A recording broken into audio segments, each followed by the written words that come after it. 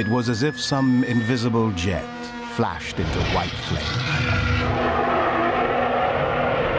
It was sweeping round swiftly and steadily, this flaming death, this invisible, inevitable sword of heat.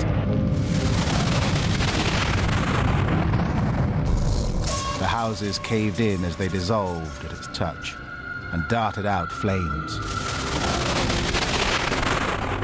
The trees changed to fire with a roar.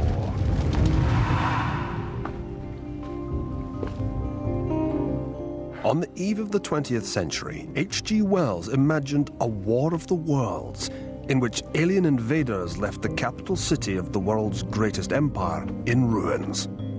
Most people think of his book as science fiction. In fact, it was a work of astonishing prescience.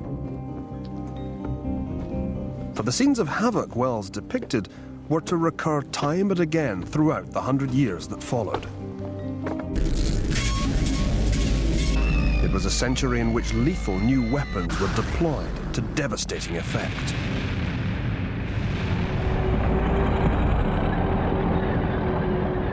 I saw, approaching over the young pine trees, monstrous beings of glittering metal.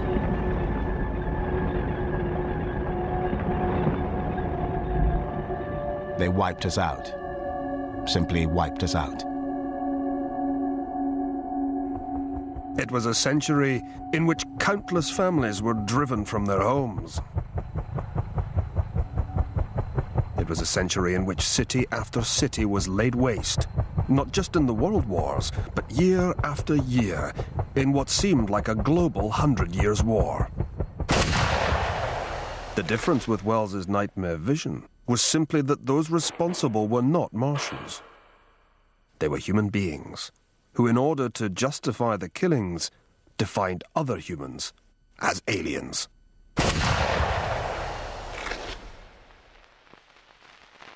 The question is, why? What made the 20th century, despite all its scientific and material progress, the most violent in history? What made men act like Martians?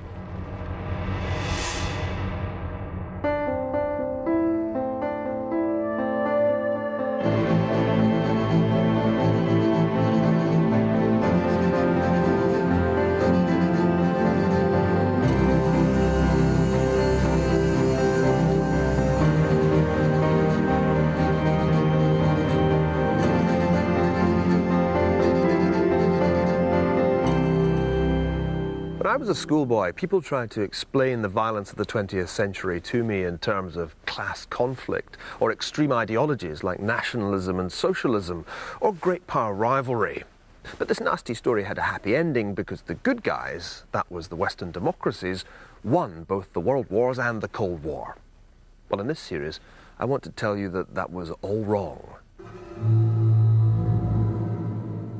It wasn't class, but race that was the dominant idea of the 20th century.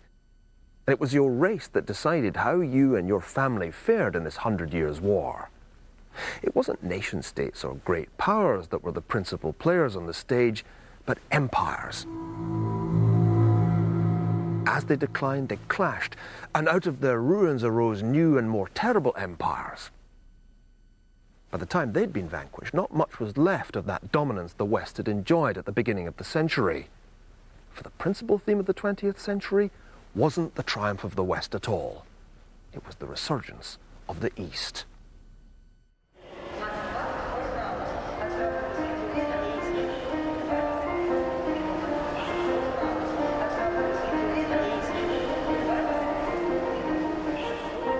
In 1900, the West really did rule the world. From the Balkans, through the Caucasus, across the Indian subcontinent, Indochina and China itself. Nearly all of what was then known as the Orient was under some form or another of European imperial rule. The East had been subjugated.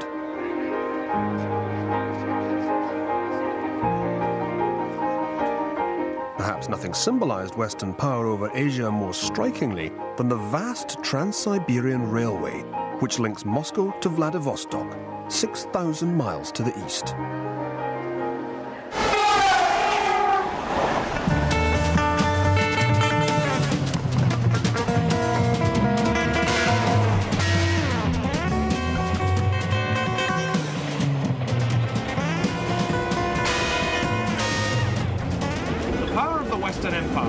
centered on machinery and migration. All over Europe, people were on the move, leaving for America, for Australia, for Africa. Russians, too, were moving eastwards, integrating the more numerous peoples of Central and East Asia into the Western imperial project. But when Russians migrated, they took the train.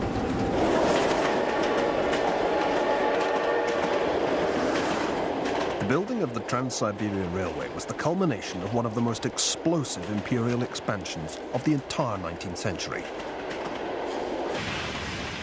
More than 2 million Russians headed east, creating a vast Asian empire that reached through Manchuria as far as the Korean frontier.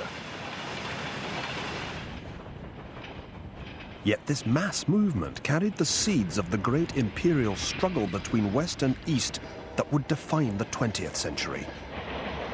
To many contemporaries, it was a racial war that was brewing. As they headed eastwards, Europeans were at once repelled and attracted by what they encountered.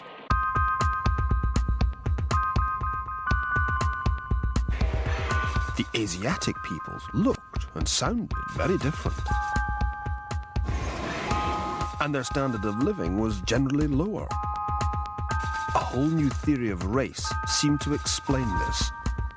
Western man was biologically a superior being. In looking down on the Asians in their empire, the Russians were entirely typical. What they and other complacent Europeans tended to forget was that their strengths, in particular their technological superiority, were not a monopoly conferred by Providence on people with white skins.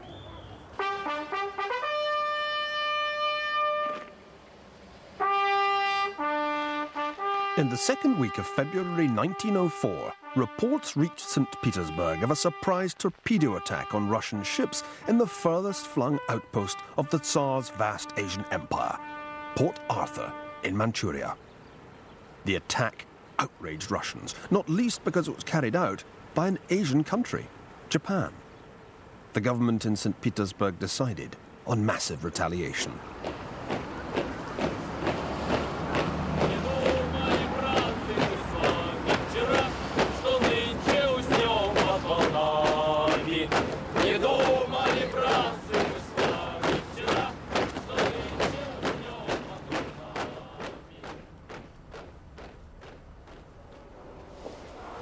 These rather splendid models are of the pride of the Imperial Russian Navy, the Second Fleet stationed in the Baltic Sea. The decision was taken to send the full-scale versions to punish the Japanese for their act of Asian effrontery. Here in St. Petersburg, people looked forward with sublime confidence to victory and to vengeance.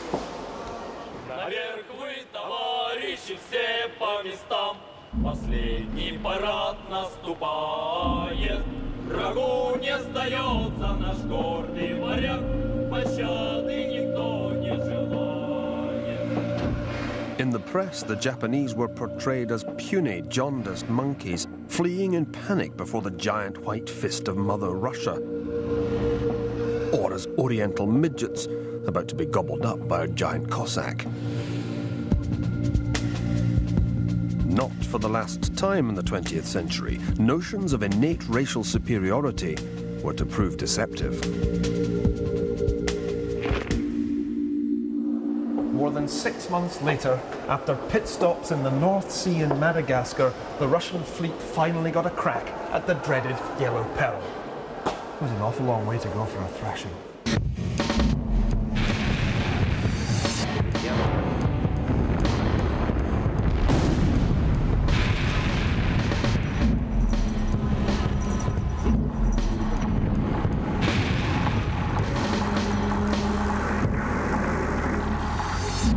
On May the 27th, 1905, at the Battle of Tsushima, the Japanese sent 2/3 of the Russian fleet to the bottom of the sea.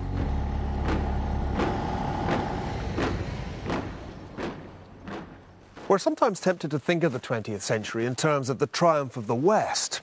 And yet the Russo-Japanese War demonstrated that the tide was turning as early as 1904. As the superior performance of the Japanese military clearly illustrated, there really was no inherent advantage to being a European. Yet the assumptions about Western racial superiority that had so misled Russia's leaders were not about to disappear. On the contrary, the crisis unleashed by the war within Russia would soon reveal their enduring potency.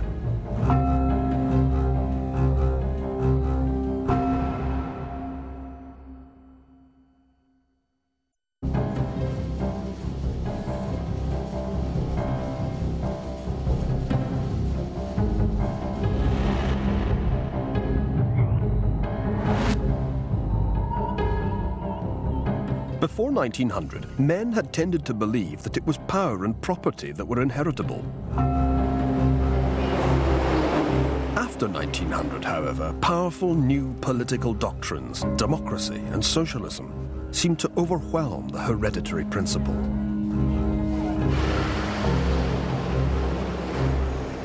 In 1905, democracy and socialism came together in St. Petersburg to challenge the inherited power of the Romanov dynasty.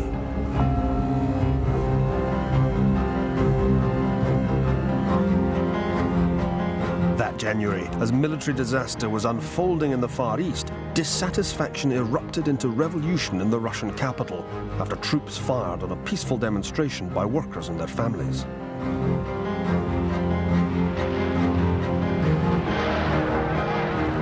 The wave of strikes and riots that swept the country shook the Tsarist regime to its foundations. Among the leaders of a new revolutionary council known as the Soviet was a flamboyant journalist who went by the name of Leon Trotsky.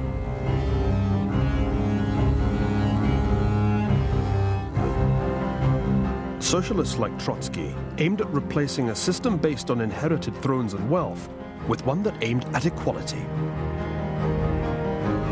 Yet whatever its appeal to the workers in the huge factories of St. Petersburg, Trotsky's firebrand rhetoric left the majority of the Tsar's subjects cold.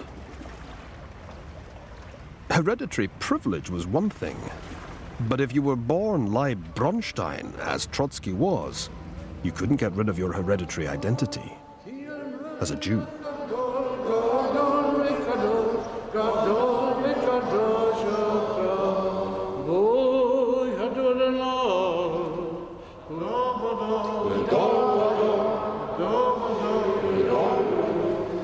To many Russians, the fact of Trotsky's Jewishness made him inherently suspect. Jews were emphatically second-class citizens in Tsarist Russia, subject to regulations restricting their access to education and the professions and confining them to the so-called Pale of Jewish settlement.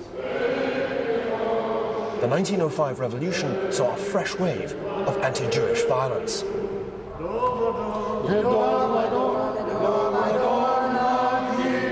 Russian socialists might talk the language of class, but other Russians retorted by invoking the hereditary principle of race.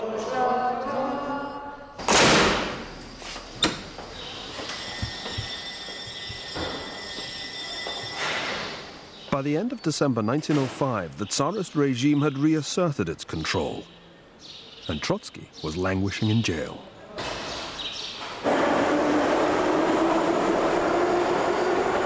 The Russian Empire had suffered humiliation in the East and at home, but that did not diminish its thirst for expansion.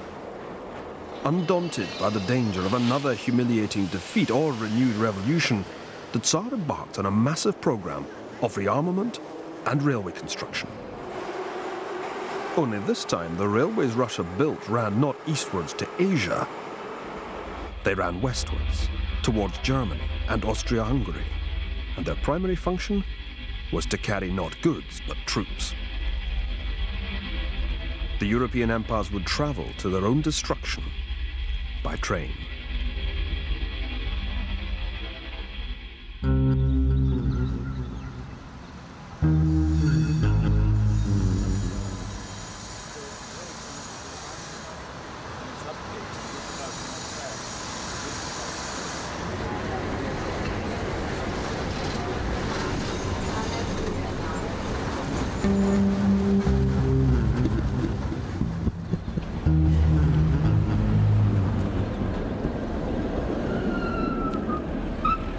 The outbreak of the First World War is usually dated from the assassination of the Austrian Archduke Franz Ferdinand on June the 28th, 1914, by a Bosnian Serb named Gavrilo Princip. Princip's shots really did echo all around the world. The reverberations caused the overthrow of four great empires, unleashed unprecedented ethnic conflict, and greatly hastened the decline of the West. The interesting thing from a modern point of view is that Princip's crime started out as an act of state-sponsored terrorism.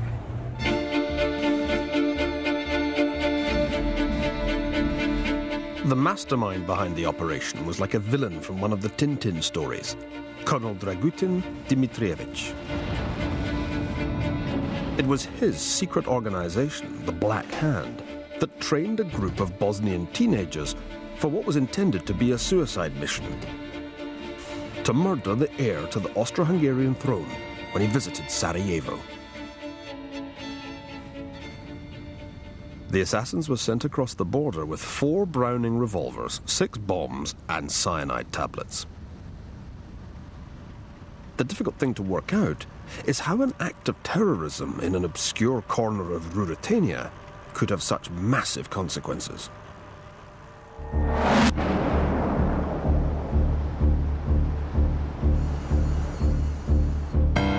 On June the 28th, Princip and his fellow suicide bombers took up their positions on the procession route.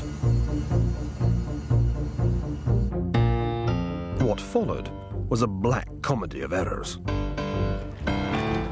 One of Princip's comrades had thrown a grenade at the Archduke, but it had bounced off his car, injuring people in the crowd. The would-be assassin was arrested. Any sensible politician would have made a speedy exit at this point, but Franz Ferdinand decided he should visit the wounded in hospital. Inherited privilege has its obligations. When the nervous chauffeur took a wrong turning, Princip suddenly found himself face to face with his intended targets. I was filled with a peculiar feeling, and I aimed at the heir apparent from the pavement. I believe I fired twice, perhaps more, because I was so excited.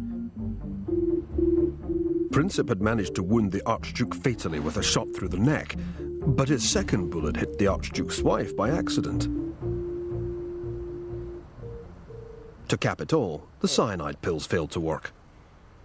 At his trial, Princip was asked what he'd been trying to achieve. To do away with those who obstruct and do evil, who stand in the way of unification. I never thought that after the assassination there would be a war.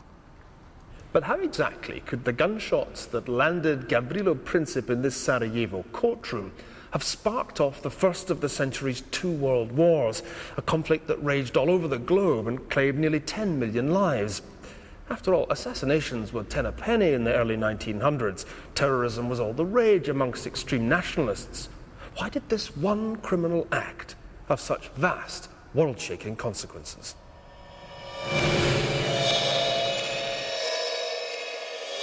The answer is that when the Archduke was shot, he was driving over one of the world's great fault lines, the fateful historic border between the West and the East, the Occident and the Orient.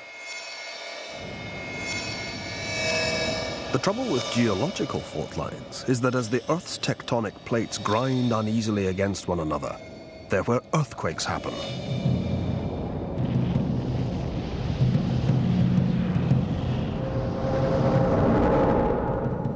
Here in Sarajevo, it was the geopolitical tectonic plates known as empires that were shifting.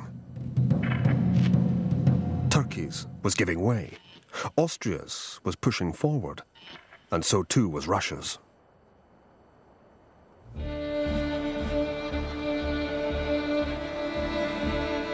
Once, Bosnia had been a part of the Ottoman Empire. Many Bosnians had converted to Islam. But in 1908, Austria had annexed Bosnia. When a Serb murdered their Archduke, the Austrians, reasonably enough, demanded redress from Serbia. And the Russians felt they could not afford to see Serbia humiliated.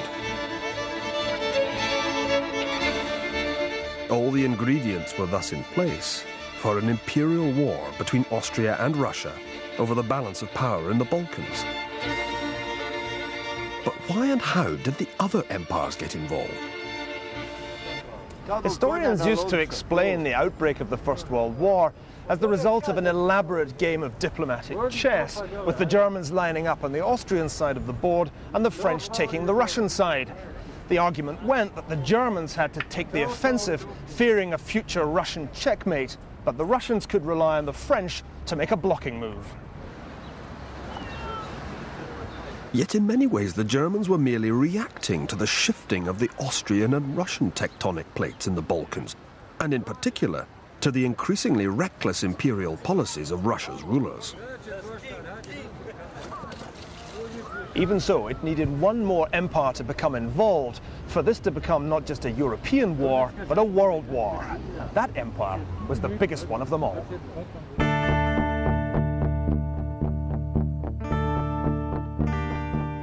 In London, no one gave a damn about Serbia. Yet when British cabinet ministers met on August the 2nd, the decision whether to remain neutral or to go to war against the dauntingly well-trained and well-equipped Germans was an agonizing one.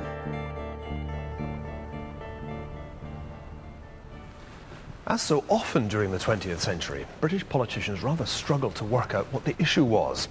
Some worried that the Germans might violate Belgian neutrality, others that their own rather precarious government might fall. But what was really at stake was whether this would be a continental war, one that the Germans would most probably win, or a world war, the outcome of which no one could foresee. After much deliberation, the cabinet plumped for the World War over German domination of the continent. What nobody could foresee was just how long this World War would last.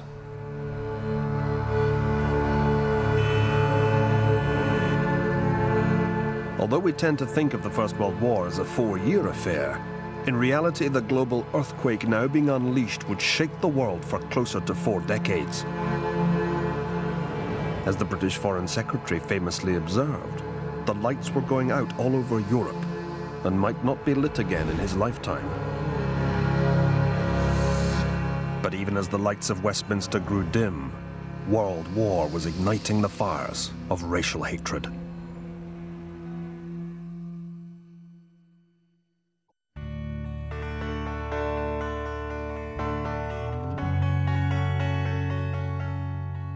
The War of 1914 to 1918 was a world war in the sense that the world came to Europe to fight. In 1914, Britain's army in India was bigger than its army in Britain. Turbaned warriors from the Raj were soon joined by volunteers from all over the British Empire. From New Zealand, from Canada, from Australia, from South Africa. The French, too, deployed Senegalese and Indo-Chinese colonial troops. Indeed, nearly all the armies that fought in the war were multi-ethnic, like the empires they represented. Ironically, men could have more in common with their enemies than with those fighting alongside them. The German and British soldiers who faced one another along the Western Front were drawn from remarkably similar societies. In both armies there were Catholics, Protestants and Jews. In both armies there were working-class soldiers and aristocratic senior officers. Their uniforms were different colours, but not their skins. And yet, despite these similarities, Anglo-Saxons and Saxon-Saxons came to regard one another as deeply divided ancestral foes. Nothing illustrates better the way the war bred racial hatred than the change in attitudes that occurred towards enemy prisoners. Conventions governing the treatment of prisoners had been codified only a decade before. Now they were willfully ignored.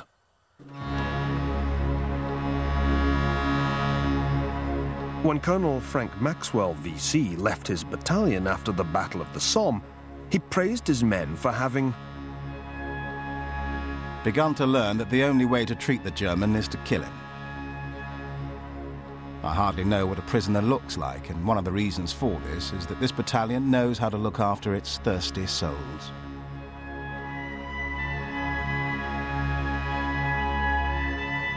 In the words of Private Stephen Graham, the opinion cultivated in the army regarding the Germans was that they were a sort of vermin-like plague, rats that had to be exterminated.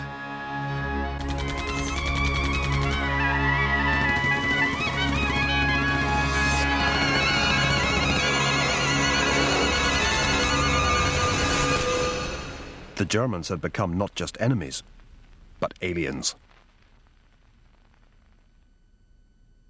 The fact that such attitudes could take root on the Western Front was quite amazing. After all, the ethnic differences in those two sides were minimal. It was an indication of how easily hatred, the urge to annihilate, could take root in the brutalizing conditions of total war.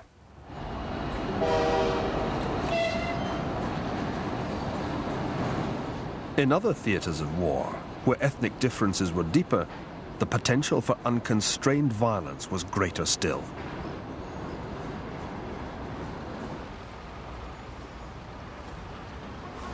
Although the heaviest fighting took place on the Western Front, the First World War changed remarkably little in Western Europe. The balance of power remained the same. By contrast, the war on the Eastern Front seemed to change almost everything beyond the River Elbe. In October 1917, the Bolshevik Party, led by Vladimir Ilyich Lenin, staged a coup d'etat in Petrograd. It was actually a rather minor event. More people were hurt in this subsequent cinematic reenactment. Hardly anyone expected the new regime to last. The Bolsheviks promised the Russian people peace, bread, and power to the Soviets. Peace turned out to mean abject capitulation. These are the ruins of the White Palace at Brest in Belarus, or Brest-Litovsk as it was known at the time of the First World War, when it was a major Russian fortress.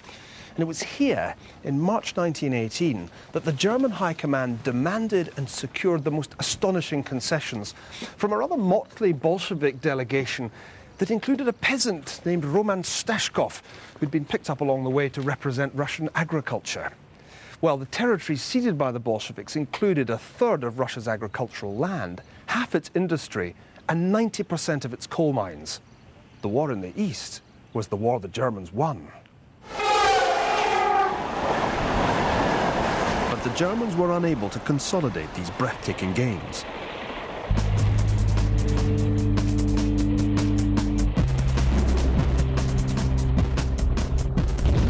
Ironically, the end of the war in the West meant the resumption of war in the East.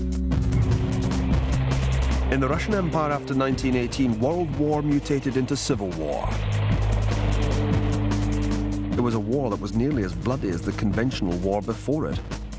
This, not the 1917 revolution, was what really shook the world. For a time, it seemed as if, like the influenza epidemic that was sweeping the world, Bolshevism was contagious. Soviet-style regimes sprang up all over Europe, in Munich, in Hamburg, in Budapest. The red flag even flew over the Glasgow city chambers. Euphorically, Lenin dreamt of a union of Soviet republics of Asia and Europe. Yet in Russia itself, the Bolsheviks' authority was non-existent outside the big cities. Against them were arrayed 4 counter-revolutionary or white armies, led by experienced Tsarist generals, and supported by British, French, American, and Japanese forces.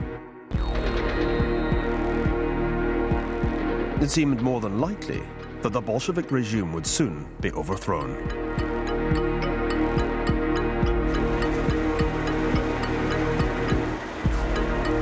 In August 1918, anti-Bolshevik forces had taken Kazan after a month of brutal fighting, and deserters from the Bolshevik Red Army were fleeing in confusion. Another step back along the Volga would open the road to Moscow. And then Trotsky turned up.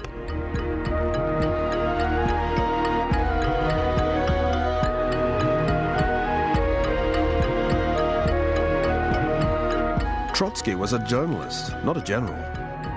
Yet the goatee-bearded intellectual turned out to have a talent for ruthlessness, as well as for rhetoric.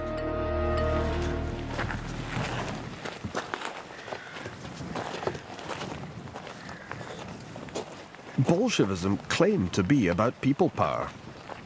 It turned out to be nothing of the kind. When Trotsky arrived in Kazan, it was to terror, in the name of martial law, that he turned. Trotsky brought 27 deserters here to Sviazhsk and had them shot. He was convinced that the only way to stop his Red Army soldiers, most of whom were peasants, from running away or deserting was to station machine gun posts behind the lines and shoot anybody who didn't advance. It was a clear turning point in the history of the Russian Civil War. It was also an ominous sign of what the Bolsheviks would do once they'd won it. In the bitter fighting for this Volga bridge, Trotsky's terror tactics worked. The bridge was saved, and Kazan retaken. Terror now became the foundation of Bolshevik rule. For Lenin, too, the only way to ensure that peasants handed over their grain to feed the Red Army was to order exemplary executions of so-called kulaks, the mythical capitalist peasants whom it suited the Bolsheviks to demonize. How can you make a revolution without firing squads, Lenin asked. On August the 11th, 1918, he told Bolshevik leaders in Penza precisely what he had in mind. Hang no fewer than 100 well-known kulaks, rich bags, and bloodsuckers. Do it so that for hundreds of kilometers around, the people might see, might tremble.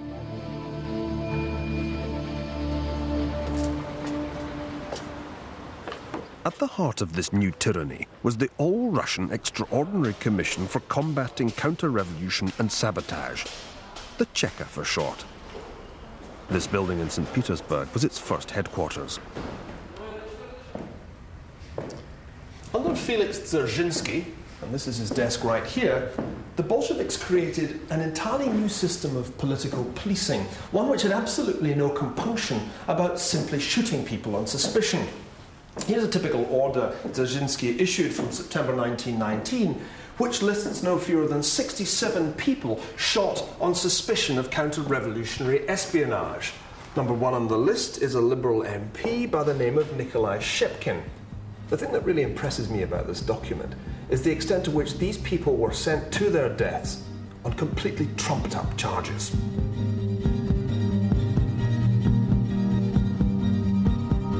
The Bolshevik press relished all this.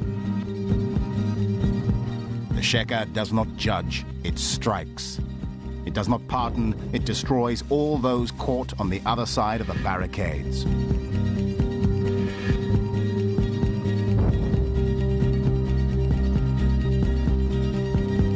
Dzerzhinsky and his smiling, sadistic gangsters were the willing executioners for Lenin's doctrine of a merciless class war. From his offices here and in Moscow, Dzerzhinsky presided over the executions of around 300,000 people. Some of them took place just across the road, in the park opposite his office. I wonder if he watched. But this was far more than just a war between classes. As the old Russian Empire fractured, there was also an explosion of ethnic conflict. The non-Russian nationalities within the Tsarist Empire at first had greeted the revolution as a springtime of the peoples. In the confusion of the Civil War, Poles, Lithuanians, Ukrainians and others rose up against Russian rule. There seemed every likelihood that the old empire was simply going to fragment along ethnic lines into 100 pieces.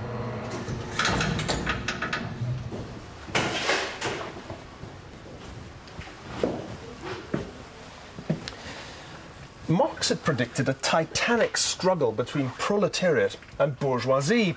But there are hundreds of files here in the Russian state archives that make it clear the Russian Civil War was as much about ethnic conflict as it was about class conflict. At first, the Bolsheviks simply swam with the tide, proclaiming the right of all peoples to self-determination through to complete secession from Russia. But the man they put in charge of implementing this policy as People's Commissar for Nationalities Affairs, although himself a Georgian by birth, was a rather unlikely champion of minority rights. His name was Joseph Jugashvili, Stalin to his fellow revolutionaries. Stalin quickly realized that the nationalities question was spiraling out of control. Reports were coming in like this one from Kyrgyzia, describing 500 to 600 Russian households being expelled from their homes out into the frost in just 24 hours by local Kyrgyz tribesmen. But Stalin soon revealed that he was more than a match for Lenin and Trotsky when it came to ruthlessness. Soon he was writing congratulating Estonian Bolsheviks on having set up what he called an excellent concentration camp. Indeed, Stalin knocked heads together so hard in his native Georgia that Lenin was moved to describe him as a greater Russian chauvinist. Between 1918 and 1922 in Russia, ethnic war collided with class war to produce a death toll approaching 8 million, only slightly less than the total losses for the First World War itself. For anyone living between Vilnius and Vladivostok, the years after the supposed end of the First World War brought anything but peace. And the outcome? In effect, one Russian empire had simply been replaced by another. Some cynics said the political system hadn't changed much either. After all, what was Lenin if not a Red Tsar, wielding absolute power over a subject people? But that was to overlook the vast difference in ethos that separated the old empire from the new. Of course, Russia had had terrible Tsars in its past, but the empire founded by Lenin was the first regime since the short-lived tyranny of the Jacobins in revolutionary France to be based on terror itself.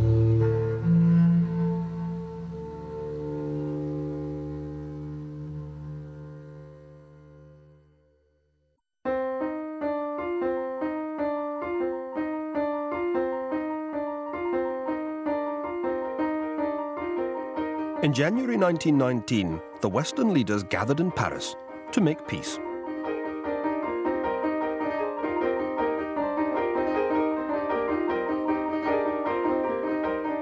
The top man in the top hat was the American President Woodrow Wilson, who was convinced that the new post-imperial Europe should be made up of independent nation-states. But there was a difficulty Wilson hadn't foreseen.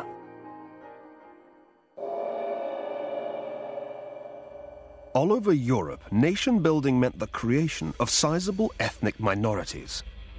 But whereas multi-ethnic societies had been more or less viable within the old empires, in the new nation-states, self-determination turned out to mean the oppression of these minorities, or worse.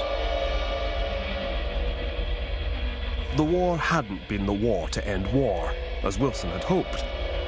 But this was certainly the peace to end peace.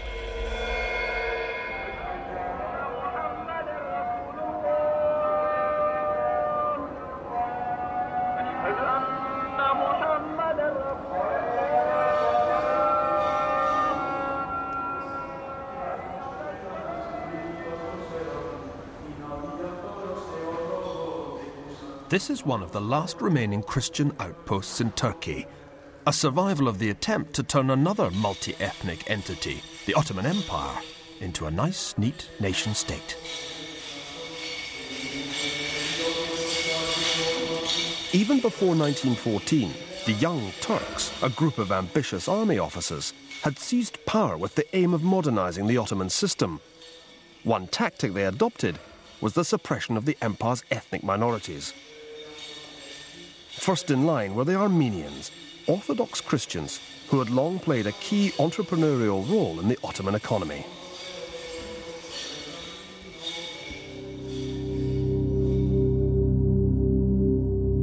The The Armenians who lived in the region of Caesarea were gathered together by Turkish soldiers to have their photo taken in front of a local jail. An hour later, they were all shot.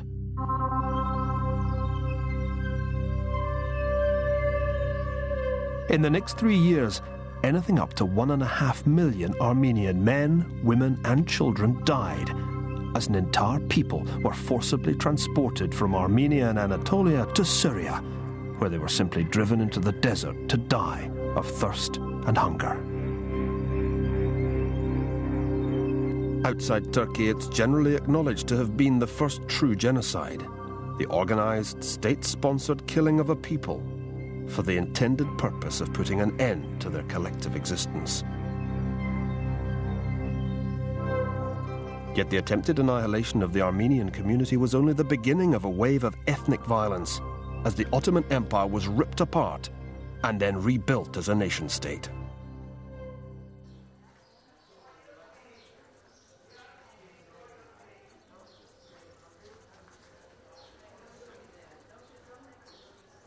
There used to be more than 2 million Greeks living in Anatolia. They'd lived here for 3,000 years. In fact, they built the place. And yet, within just a few years of the end of the First World War, the Greeks of Anatolia would have to leave all this behind. What better symbol for the decline of the West than the brutal expulsion of Hellenic civilization from Asia Minor, except possibly the abject failure of the heirs of Athenian democracy to do anything to prevent it. It was the British government that encouraged Greek forces to occupy the Turkish port of Smyrna, now Izmir, on the Aegean Sea. At first it went the Greeks' way. They advanced deep into Anatolia. But in the crisis of wartime, the Turks had found a new and charismatic leader. Born in Salonika, the fair-haired, blue-eyed Mustafa Kemal, who in 1915 had led the defence of Gallipoli against British invasion, now masterminded the expulsion of the Greeks.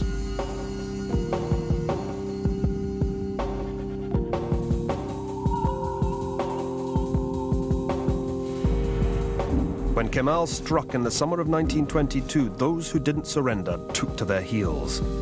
As they fled towards the Aegean, their ranks were swelled by tens of thousands of Greek civilians. The 500 or so inhabitants of Sazak, like the people of hundreds of other villages along this coast, packed up as much of their belongings as they could carry and set off in boats for Greece.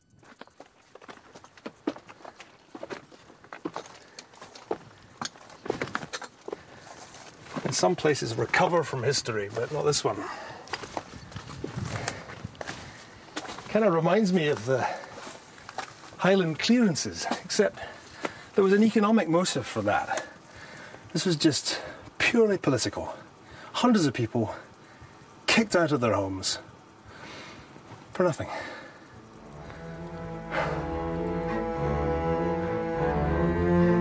Thousands more ethnic Greeks made for Smyrna itself, hoping that its large Armenian and Greek Christian communities would afford them protection.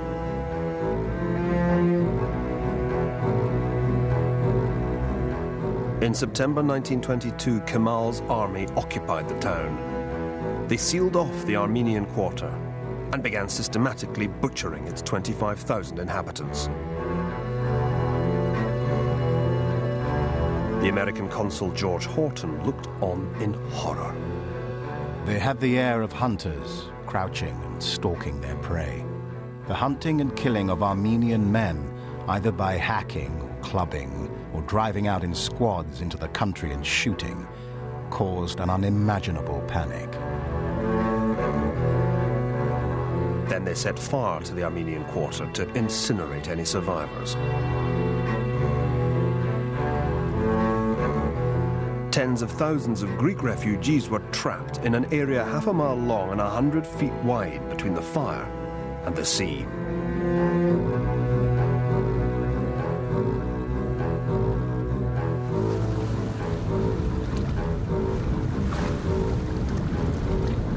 As the desperate Greeks reached the waterfront over there, They saw a flotilla of foreign ships lying in the harbour.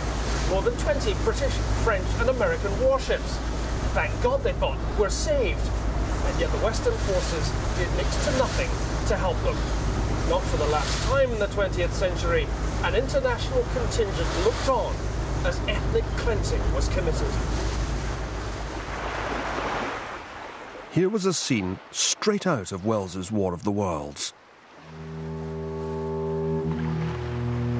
Yet the perpetrators weren't Martians, but human beings, bent on treating their fellow men as aliens.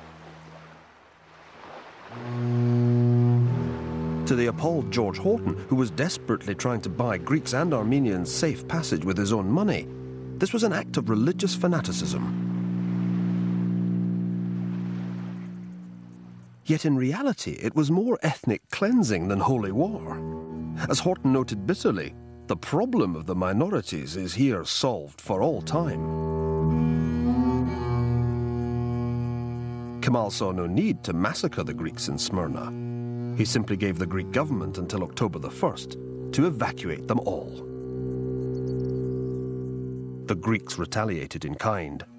By the end of 1923, nearly 1.3 million Anatolian Christians and up to 400,000 Balkan Muslims had been forced out of their ancestral homes. The Armenian genocide and the so-called population exchanges of Greek and Turkish minorities illustrated with a terrible clarity what could happen when empires were beaten into nations. It was as if, for the sake of a spuriously modern uniformity, the basest instincts of ordinary men were unleashed in a kind of tribal bloodletting. The 20th century had begun with the Western empires bestriding the globe. Yet their war to the death had ignited fires of racial animosity that could not easily be put out. If the transition from Ottoman Empire to Turkish nation-state could be achieved only with the help of genocide and mass expulsions, what was to prevent similar things happening in the patchwork quilt of new states that the peacemakers had made in Central Europe? As the German Jewish physician Alfred Döblin succinctly put it, today's states are the graves of nations. But the age of genocide had only just begun.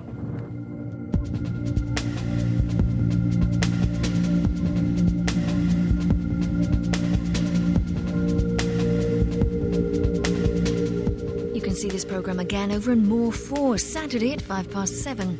A book to accompany the series, The War of the World by Professor Niall Fergusson, is available now, priced £25. And there's more here on Channel 4 next Monday at 8.